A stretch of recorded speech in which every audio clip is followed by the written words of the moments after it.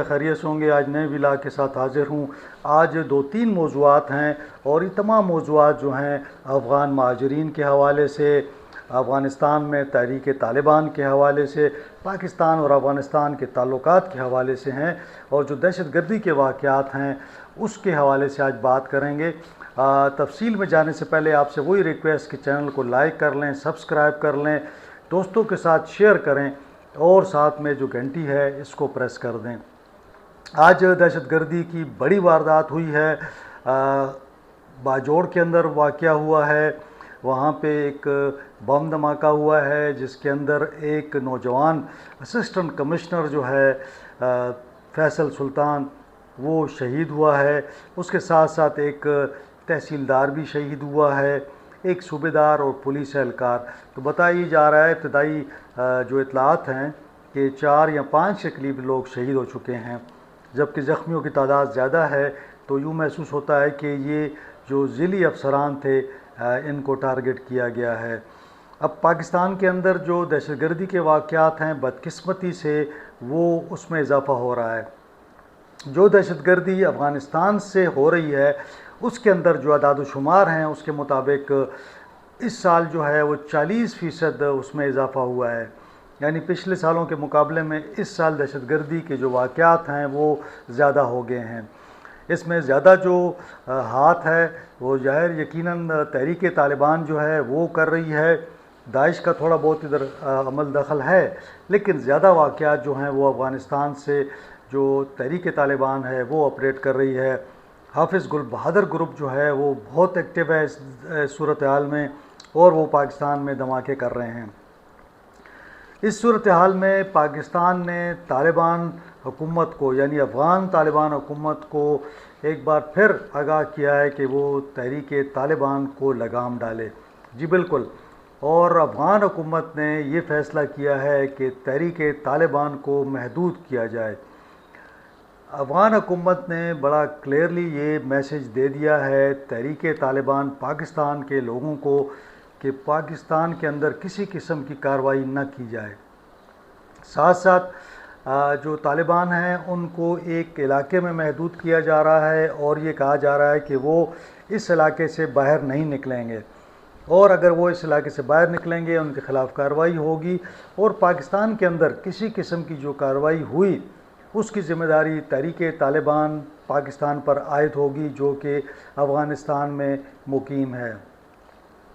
افغان حکومت نے ایک بڑا فیصلہ یہ بھی کیا ہے کہ تحریک طالبان پاکستان کے جو رہنما افغانستان میں موجود ہیں ان سے انہوں نے جو ان کے پاس اسلحہ موجود ہے وہ واپس لینے کا فیصلہ کیا ہے۔ جی بالکل، انہیں کہا گیا ہے کہ وہ اسلحے کے ساتھ نہیں گھومیں گے، انہیں اسلحہ رکھنے کی اجازت نہیں ہوگی۔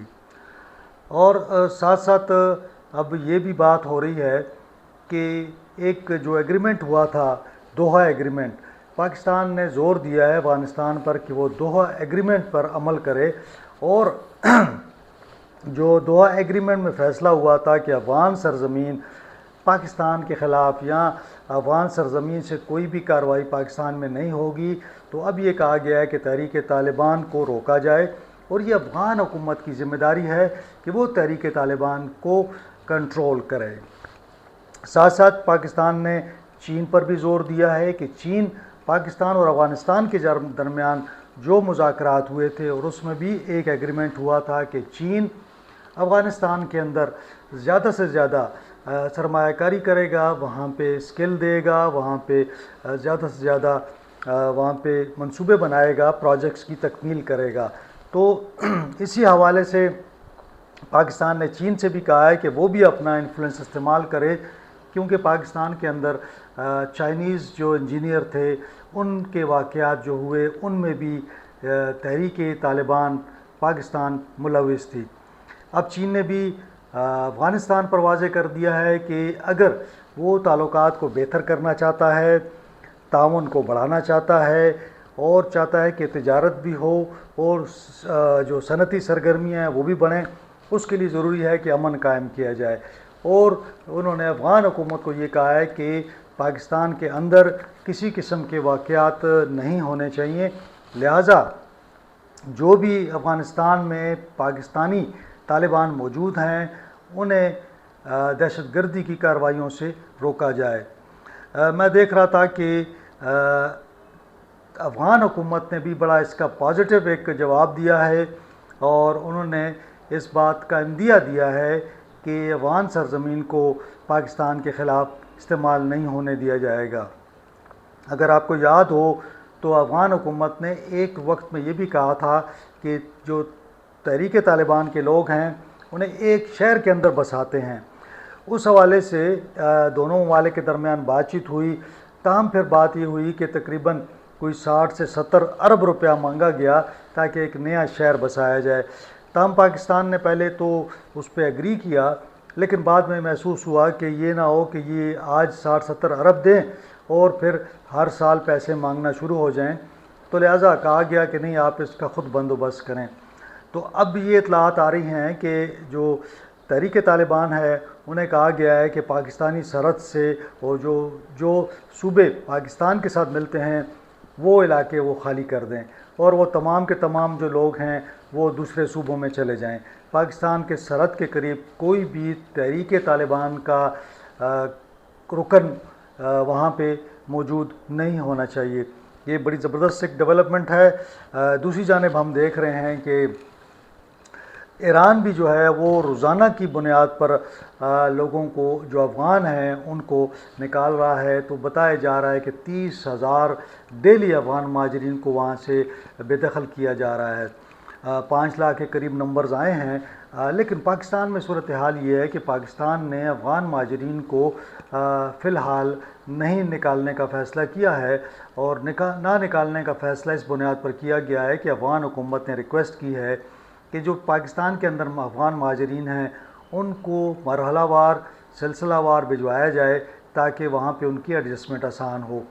پاکستان میں جو POR کارڈ ہولڈر ہیں انہیں کہا گیا ہے کہ وہ 6 مہینے مزید وہ رہ سکتے ہیں۔ اس کا نوٹیفیکیشن ابھی نہیں آیا، لیکن فیڈرل وفاقی کابینہ کے منظوری کے بعد اس کا نوٹیفیکیشن نکال دیا جائے گا۔ یہاں پہ تھوڑی سی بات میں کرتا جاؤں گا افغان مہاجرین کے حوالے سے۔ مجھے بتایا گیا کہ جی آپ نے جو ویڈیوز کی ہیں اس میں آپ نے کہا کہ POR کارڈ کے ہولڈر پاکستان میں رہ سکتے ہیں، لیکن انہوں نے بتایا کہ انہیں ایک بہت عجیب و غریب مسئلے کا سامنا ہے۔ میں خود بھی پریشان ہو گیا۔ بتایا ہی جاتا ہے کہ جس کے پاس POR کارڈ ہے وہ پاکستان میں رہ سکتا ہے، اس کو کوئی ایشو نہیں ہے، لیکن جو بچہ پاکستان میں پیدا ہوا POR کارڈ اس کے پاس ہے، اگر وہ کہیں داخلہ لینے جاتا ہے تو اسے کہا جاتا ہے کہ آپ پاکستان کا ویزا لیں۔ اب سوچنے کی بات ہے، مطلب کوئی بے تکی سی بات ہے کہ وہ پاکستان میں موجود ہے، تو کیا وہ پاکستان سے جائے اور ویزا لے کے آئے؟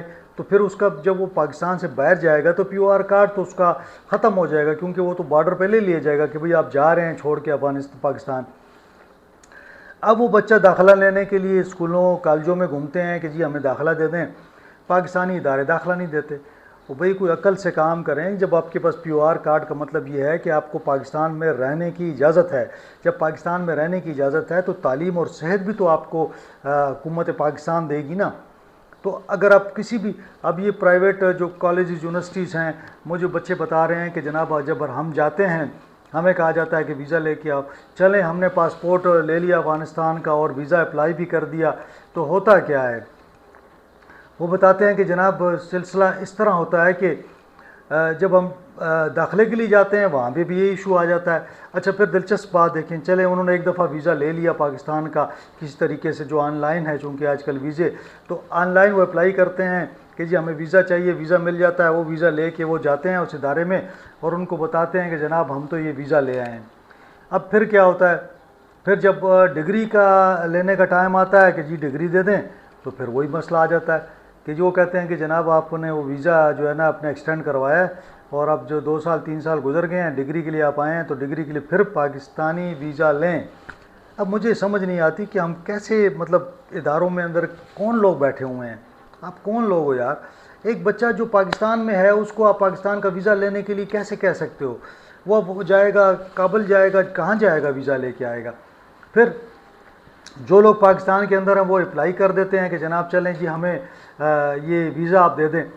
اب وہ لوگ جب اپلائی کر دیتے ہیں تو پھر وہ پروسیس جو ہے وہ وزارت داخلہ میں پڑا رہتا ہے، یعنی 5 مہینے 1 سال لوگ جو ہے نا ویزوں کے لیے بار بار اپلائی کرتے ہیں اور کچھ بھی ان کو نہیں ملتا۔ یہاں تو آپ یہ کر دیں کہ جی POR کارڈ ہے اور ویزا بھی چاہیے، تو یہ اس کو علیحدہ سے ایک کیٹیگری بنا دیں کہ یہ پاکستان میں لوگ ہیں، ان کو ایجوکیشن کے لیے ویزا چاہیے، تو پھر بھی ٹھیک ہے۔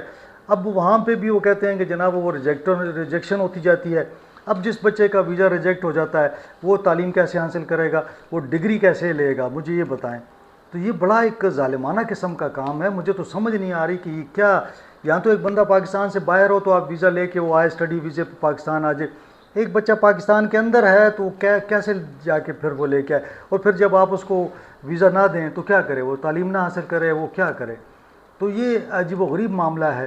پھر وہ جو وزارت داخلہ میں ویریفیکیشن کا پروسیس اور لمبا ایک کام ہے، اس میں الگ سے لوگ پریشان رہتے ہیں، اور وہاں بھی مجھے لوگوں نے بتایا کہ جناب وہاں پہ بھی پیسے چل رہے ہیں۔ اگر پیسے ہی چلنے ہیں تو یہ تو کوئی ویزا نہ ہوا، یہ تو عجیب سا معاملہ ہو گیا کہ ہر چیز کے لیے آپ کو یہ کرنا پڑتا ہے، جناب پیسے دیں گے تو تب آپ کو ویزا ملے گا، تب آپ پڑھائی کر سکیں گے، تب آپ ڈگری لے سکیں گے۔ تو میرے خیال میں کہ یہ ویزا پروسیس یہ اس کو آسان کریں، لوگوں کی زندگی کو آسان کریں۔